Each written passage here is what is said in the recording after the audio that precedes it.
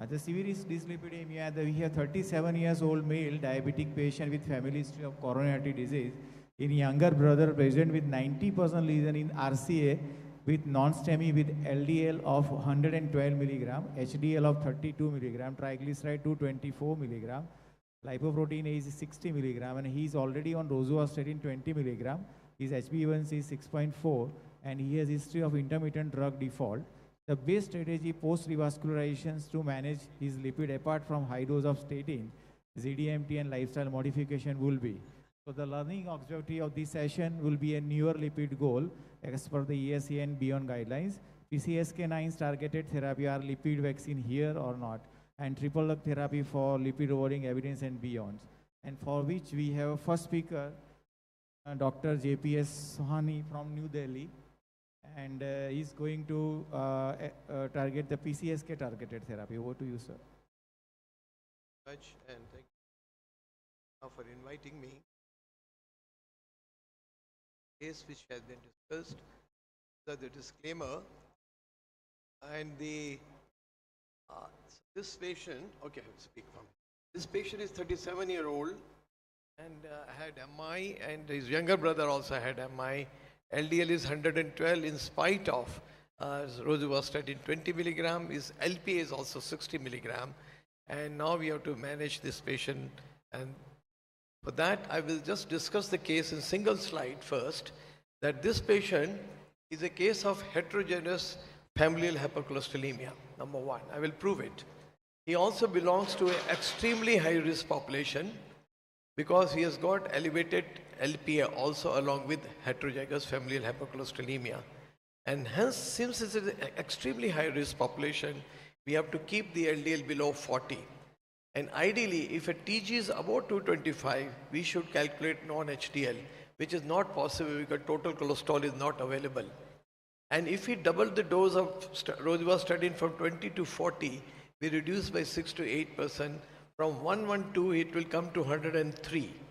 And if we add the combination of agitamide with bempedoic acid, it will reduce it by 40%. That will still come to around 62 milligram, which is way above the 40 milligram which we needed. And in that reason, we need to add PCSK9 based treatment. So this is our guideline, which was just published in April of lipid management, first guideline of the country. And in that, you can see that on the extremely left side, extremely high risk population are two groups.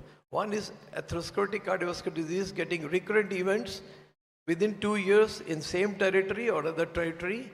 And second one, which we added in our guideline, any patient of familial hypercholesterolemia, young heart attack, having elevated LPA, two risk, heritable risk factor, the familial hypercholesterolemia and LPA, and we have to keep it below 70, non-HDL below 70 and LDL below 40. So that's the reason why I say the goal is less than 40. Now, why it is familial hypercholesterolemia? But the heterozygous is very common, grossly underdiagnosed. Now, why I say? Because this is the way to diagnose familial hypercholesterolemia in the clinical setting. Young heart attack, as he is, we get 2 points. His younger brother also had heart attack. The same age group get 1 more point, 3 points. And if you look at the LDL, is 3 points. Now, why is the total becomes 6 points? 6 points means familial hypercholesterolemia, definitely. And for that, why we say that this is the point 3 has been given to the LDL, because once a patient is already on 20 milligram of rosuvastatin, to have statin naive LDL cholesterol, there is an adjustment factor for each statin at each dose. For 112 milligram on 20 milligram of rosuvastatin, statin naive is 112 into 2.1. You can see here 20 milligram you have to multiply with 2.1, which comes to 235 milligram of LDL cholesterol, which get 3 score. So this patient got 6 score and has got familial hypercholesterolemia. Now, LPA is very important because his LPA is above 60 milligram. Above 50 is considered to be high risk, very highly prevalent in our country. And we know that if you have high LPA, chances of heart attack, stroke, heart failure is very high. And we have no treatment for that at the moment, except PCSK9 inhibitor, inclisiran, they reduce by 20%. Inclisiran, the pelacarsen is ongoing study at the moment. In our guideline, we have suggested the non-fasting lipid for everybody, hit early with rosuvastatin and azithromycin full dose, not reach within 4 weeks, add bempedoic acid, not reach within next 4 weeks, add PCSK9 or inclisiran. So we have a choice of using PCSK9 or inclisiran in this patient. And if for familial hypercholesterolemia, as I said, this Dutch lipid clinical criteria, score 6, FH, keep it below 55. Most of the time you need 3 drugs, rosuvastatin, azithromycin, bempedoic acid. Look for cascade screening for the children also. I'll not go into detail. And we have also learned now that if you're using bempedoic acid and azithromycin combination, you only reduce by 40% cholesterol, not beyond that. So this is the PCSK9 monoclonal versus inclisiran. We have data about the PCSK9, that is a good drug, reduces significantly, reduces cardiovascular event in acute coronary syndrome. Evopax also showed same result in hospital, reduction of PCSK9 inhibitor. And that's why guidelines says we can use them in hospital also. But we will prefer more of inclisiran because this is a drug with the first LDL lowering small interfering RNA therapy, greater uptake by the hepatocyte, it stops the synthesis of PCSK9 inhibitor. Whereas the monoclonal antibody, which is available, evolocumab, it is a receptor inhibitor. So it suddenly reduces, but again there is a fluctuation of LDL cholesterol. And it needs 26 injections versus 2 injections because of its long action. So another important thing is what we have learned, like blood pressure variability, hypertension variability, the heart rate variability, diabetic variability, LDL variability is also very important. And if you have LDL variability, there is increased chances of heart attack and cardiovascular mortality. And most important thing, adherence to therapy. If you take pills, you have to take 365 pills. For monoclonal antibody, you have to take 26 injections. And for inclisiran, you have to take only 2 injections per year. Vaccines are underway at the moment, research to it. So this is the inclisiran data, which is available now, that if you use 2 injections per year, there is a 50% reduction of LDL cholesterol and there is no variability. And the guideline have shown, that there are 3 studies have shown 26% reduction of MACE. So advantage over monoclonal antibody, evolocumab, which is available as Repatha, is that we have to give 2 injections versus 26 injections. There is no LDL variation and it is cost effective, half the cost than that of the PCSK9 inhibitor. In MI population, inclisiran has found to be equally effective. There is no difference in MI patient versus non-MI patient. This is the regimen, day 0, 1 injection, 3 months, 2nd injection, and then every 6 months we have to give. This is a single pre-filled syringe which is available to us now. So thank you very much. To conclude that, this patient is a case of FH and is an extremely high risk population, needs to keep it below 40.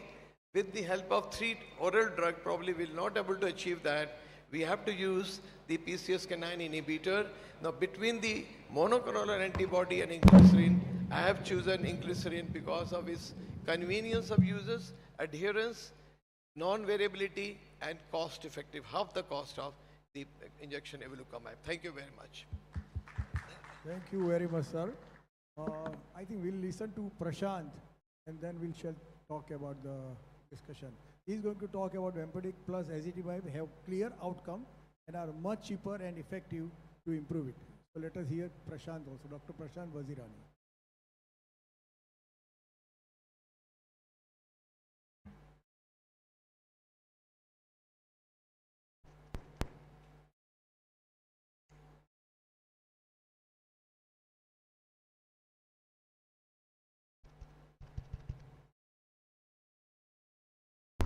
Hello, hello, hello.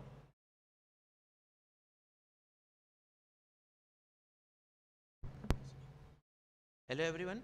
So today I am here from the red corner to defend about bempedoic acid and azithromycin. So this year we're talking about bempedoic acid, ezetimibe, inclisiran. Maybe in 2025 Cardiocon we'll be talking about pelacarsen and other vaccines. But don't forget the basis of everything. Your first treatment prescription, you should always have lifestyle modifications. So no lipid talk can ever go without reiterating the fact of lifestyle modifications. So I'll not go into the details again of the case. But what more would I like to know from this case is the duration for which he was compliant on this rosuvastatin 20 milligram, and the time interval between his drug compliance and the lipid profile which was done, and then when he got his NSTEMI. The duration of his diabetes, because his TG is very high, and sometimes only controlling his diabetes, the triglycerides, they come down. FH signs on examinations, if at all, and sir has already proved that he is heterozygous. It changes everything. And any addictions, especially alcohol and his BMI, to control the TG, because if it is there, then the triglyceride, you don't need to add any other drug for that. His economic status and reimbursement facility, because that will be a game changer for the case.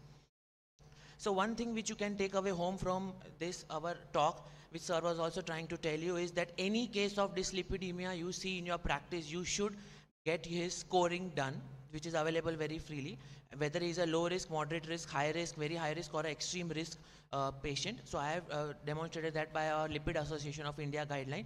And our case, he is an extreme risk category A patient, a CAD patient with more than one high risk feature. So why is it important to risk stratify the patient?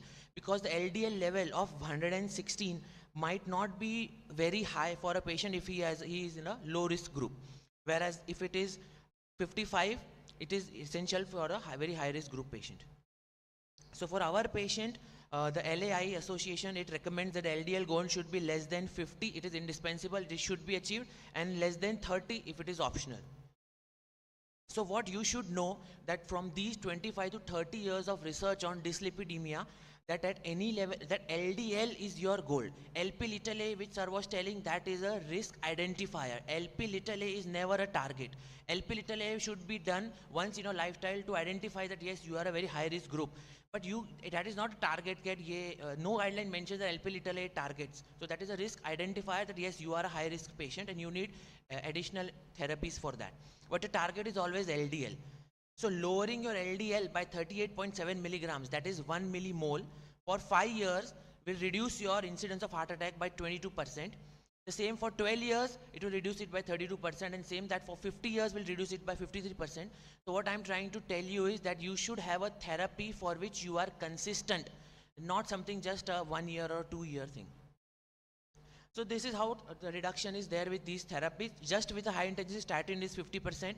You add a ezetimibe, it is 65. You give only PCSK9, it is 60. You add a statin to that, it is 75, and all three together is 85. And I'll come back with bempedoic acid. So this is a very well-known and a very well-talked study, the Da Vinci trial, which was done in Europe, 18 countries of Europe. And there also they found that LDL levels was less than 55 was achieved only in 18% of the population. So you imagine a country where everybody is insured, that all medicines are free, but still they are not able to achieve LDL level even when your medications are free. So this is like next year Modi sir will give us free medicines in all PMJ patients, but even after having free medications, look at this, still you are not able to achieve LDL levels. So coming to my first drug, ezetimibe, so this is the only drug which is acting away from the liver. All your statins, bempedoic acid, PCSK9, everything is acting in the liver, but ezetimibe is one cholesterol absorption inhibitor. It is acting at the jejunal level at this Niemann-Pick protein. And from all these trials of ezetimibe, we will be focusing on our subgroup of patient trial, which is done in post-ACS patients, which was IMPROVE-IT, which was compared as a statin alone and a statin with ezetimibe combination, and it was studied for about 2.5 to 3 years. And it showed that not only this statin and ezetimibe combination reduced the mean LDL level more than the statin alone, which is obvious, but it also achieved its primary and 3 specific endpoints. And it had a 6% relative risk reduction, and the number needed to treat was only 56, which is not a very big number. So you have to treat 56 patients in a year, so and number needed to reach 56 to have this achieved benefit. And it also showed that it does not only prevents the first events, but even the other recurrent events of the patients, first, second, third, and all the events are reduced if you use this combination. So this paper tells us usefulness of ezetimibe versus PCSK9, that is everolimus. You see the number needed to treat for everolimus is 104 patients, and the number needed to treat with ezetimibe is 124. So there is not a big difference in this NNT between the two. But you look at the cost. For everolimus, it is a 6-figure number. For ezetimibe, it is a 5-figure number. So it is in general showing us a cost-saving therapy. Now coming to bempenoic acid. So bempenoic acid is a ATP citrate lyase inhibitor. So it is acting 2 steps ahead of where your statins are acting in the liver. So it is inhibiting the cholesterol synthesis in the liver. It is increasing the LDL receptor densities in the liver. But the more important action which I want you to remember and focus in your practices is that it activates the adenosine 5-MPK protein kinase. And because of this, it inhibits the gluconeogenesis and it suppresses the hepatic production of glucose. So 2 important points, that because of this gluconeogenesis inhibition, if your patient is a pre-diabetic, statins will push him towards getting diabetes, whereas bempenoic acid will be a better choice because he will not be pushed towards getting diabetes. And secondly, because bempenoic acid can act only in this enzyme, which is not present in the muscle, it is present only in the liver, so patient will not have muscle symptoms as it cannot, the bempenoic acid cannot act in muscles. So there is a clear group of trials which were done in the bempenoic acid patients. The left pair was done in maximum tolerated statin patients, and the right group was done where patients were unable to tolerate statin, and they all had good reduction in LDL-C. They achieved their 4-point MACE. They reduced coronary revascularization. But I would like to tell you one fallacy for these patients who were included in this bempenoic acid trials, were that the basis of the selection of these patients were on the basis of nocebo effect. That means I give you atorvastatin 80 milligrams and I tell you I'm giving you a high dose statin, but you might have muscle symptoms, you may have rhabdomyolysis, and you tell these negative thoughts and the patient will already feel rubbish in your next visit, and he'll tell no, I want to go to your other group of drugs which we are talking. So this is how the data gets twisted, and these patients of bempenoic acid, they were enrolled. And we know about the side effects. There is hyperuricemia and gout because the glucuronide metabolite of bempenoic acid, it interferes with the uric acid excretion. So that is why you get hyperuricemia and gout in some patients. There is a mild increase in the liver enzymes, anemia, and the most important is the bad tendon ruptures, which we have already seen in some patients. Either it be Achilles tendon, biceps tear, shoulders tear, but that happens with bempenoic acid. So why bempenoic acid and ezetimibe, and why not inclisiran first? No, inclisiran will be needed, PCSK9 will be needed, but why not first? Because the percentage reduction, if you see with bempenoic acid and ezetimibe, is around 69, and with inclisiran, if you use, it is 75. So not a very great difference. But yes, I agree that he will be needing it, but not at the first go. So this combination is able to reduce the LDL-C levels almost same as with oral therapy at a cheaper price. It is affordable, widely accessible, and we all know that fixed drug combinations, they improve compliance. Both these drugs have established CV benefits and especially used better in diabetic patients. So what do the guidelines tell us? How should we proceed? So according to the ESC, that is class 1 indication, that all your ACS patients, we know that a high dose statin should be given.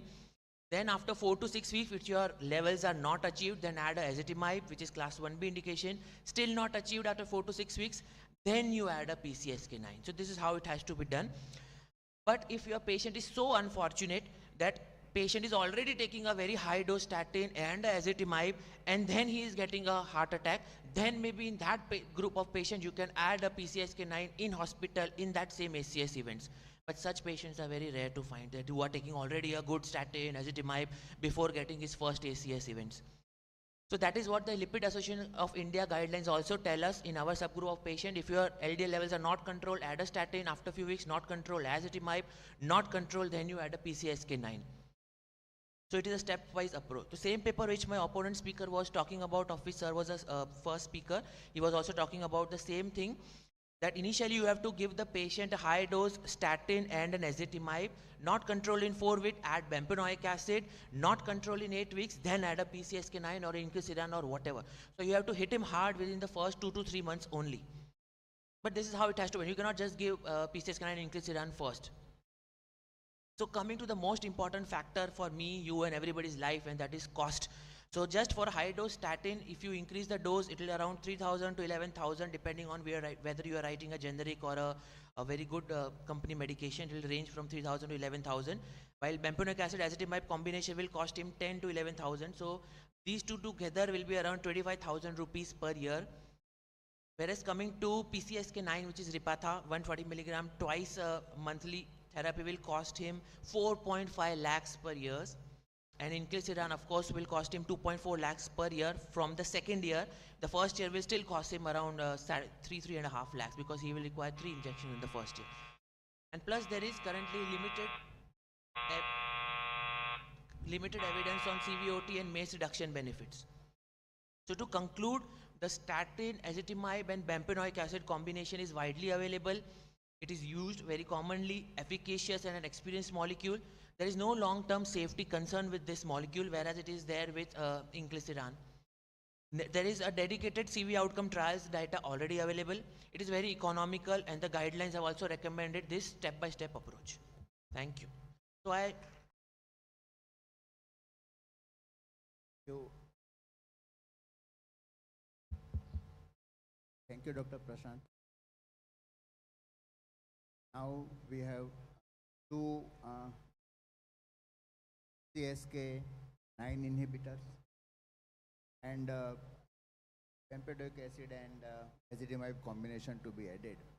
Prashant, one thing I would like to understand, as I understand that bempedoic acid is preferred or it is to be given when the patient is statin intolerant. it is not that it should be given only in statin intolerant patient. You can still add bempedoic acid if your patient is already tolerated statin, ezetimibe. If your LDL goals are not achieved, then you can add bempedoic acid. But what you are saying is, if your patient is statin intolerant, then bempedoic acid comes in the first step. It jumps up. Then your indication of bempedoic acid is even higher. You need not wait then, because if you're statin intolerant, you have to achieve your goals faster. So Good presentation.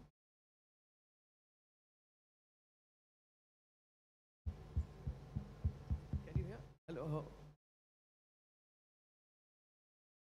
Can you hear me now? Hear me now? Yes, sir. Yes. Okay. So, Prashant, they analyze in first slide itself that this patient is 112 milligram on 20 milligram of rosuvastatin, 112 LDL. So if you double the dose, you reduce by 6 to 8%. It comes to 103. If you add bempedoic acid and ezetimibe together, although they reduce by 30-35%, at best 40%, comes to 64, not below that. Theoretically, what I say, then we have to add either inclisiran or PCSK9 to reach the goal of less than 40, because he has got two heritable risk factor and he is a FH population. But I do agree with you that the cost factor is an inhibitory factor in our. So majority of the patient, we have to be happy with 62. We have no choice. But ideally, if a person can afford it, or we can reduce the price, probably the way we have to use one of the PCSK9 inhibitor drug, definitely. I will prefer inclisiran because of the advantages which I have shown you. So I think there is not much of debate on that. I think everyone agrees for that, but this is I want to make. I think as we have very clear-cut guidelines when to you add ezetimibe or when to add bempedoic or when to we consider the costly PCSK9. As a clinician, my logistic questions to both of you. If we can start the PCSK9 in very high-risk group of the patients where our target is below 50 for the LDL, how long we should continue that costly product? That is very important question. When we switch back to the statin or combinations after achieving the target with PCSK9, that is number 2 question. And if PCSK9 has to be continued for a long-term maintenance, what are the long-term safety? Okay, the long-term safety of the inclisiran of 8 years is available. and is very safe drug. Injection site reaction is the only way. No myalgia, no new onset of diabetes. Very safe drug so far. Only thing, we do not have a hard endpoint data at the moment available. Orion 4 trial is going on at the moment. PCSK9 inhibitor, on the other hand, monoclonal antibody, data is available for both chronic coronary syndrome and acute coronary syndrome. Drug is very effective, and long-term safety of that drug is also proven to be good. So if the patient needs this drug, the treatment has to be lifelong. It cannot be for short term, because he needs it. His LDL goal has to be less than 40, not 55, less than 40. And for that achievement, we have seen that patients who have got high LPA, they are generally resistant to statin, because the LDL present in LPA is not reduced by easily. So that is again one of the reasons why we have to use the other group of drug to reach the goal. So once you start, you should continue. You cannot switch back to the statin. You may reduce statin doses later on as you see the levels are maintained below 40. You may stop down, but the PCSK9 or inclisiran has to be continued. But that is where the problem comes, the reimbursement. They don't reimburse it for a long time. Yeah. All these railway patients, CGHS, they'll just give it for 1 year and then they just give it up. They go to Mumbai bhejo, Delhi bhejo, hamare center pe bhejo. 1 year ke baad they don't give it. That is what I was telling in my slides, that LDL is the target. You have to maintain it long. You have to be consistent to get that benefit. And the patients also after 1 year, they get exhausted that we are not going to spend so much. That is where the problem comes. A patient who has stopped this insulin because of financial problem, after maybe a year or so, will there be a rebound phenomena? Rebound. It will rebound. It will rebound. So the thing is that inclisiran cost is going to be 1,80,000 per year versus around 4 lakhs of the Ivelokamab. So that is again a challenge which has been taken care of. Maybe in future further prices will come down. Then things will be easy for us. But yes, we have learned that this drug inclisiran will act like a vaccine. For primary prevention, 1 injection a year may be enough for those people. The Ripatha cost may sir come down after 420 milligrams if it is available in India. Right now we have only 140. I think a very important concept is also the cumulative lipid risk that you entail all your life. So with that concept, maybe intermittent inclisiran may prevent that to reach. What it means is you do your LDL every year. So today it is 130, next year is 170, so my total becomes 300, add another 100 next year, so then it is now 400, 500, then add another 100. So once I will cross a threshold of 50,000, I will get my first MI. So there is a chart and study like that which has shown that when you cross the threshold from the homozygotes, dizygotics, genetic FHF, even in lipid studies, arms that we have seen. So intermittent, you may actually get some benefit because you will cross that probably a bit late. Yeah, Prashant. Dr. Prashant Advani, yeah, say. Consideration of inclisiran. So as Dr. Kamal said, PCSK, LDL exposure time is staying on high LDL for a longer time, and you said, Sani sir, LDL variability, and not there with inclisiran, which is a very good thing. Assuming that this guy is FH and either of your strategies, Sani sir's or Prashant's, that this guy achieves LDL below 40 as as a coveted level, but still his triglycerides about 22, 24, in spite of he being FH and extremely high risk of major adverse cardiovascular events. Wouldn't you consider triglyceride or non-HDL as a target, icosapent and Yes, as a therapy? I think this is what our guideline, we have mentioned that any patient whose TG is above 150 should look for non-HDL cholesterol. In this case, there was no data was available about total cholesterol. So we could not estimate the non-HDL cholesterol in this patient. But I do agree, the number one target goal will be non-HDL, which will be in this patient will be below 70. Not below 40 will be LDL, below 70 will be non-HDL. And you will find many patients, you are achieved LDL, but your non-HDL is way ahead. So we have to target non-HDL by adding more statin. And for triglyceride, lifestyle intervention has a very important role. And you don't know the BMI of the patient, you don't know his the duration of diabetes. So all this, if you control, you might not even need to add anything of triglyceride. If at all, then you have saroglitazar and other agents. Thank you very much, chairpersons and speakers. Wonderful. And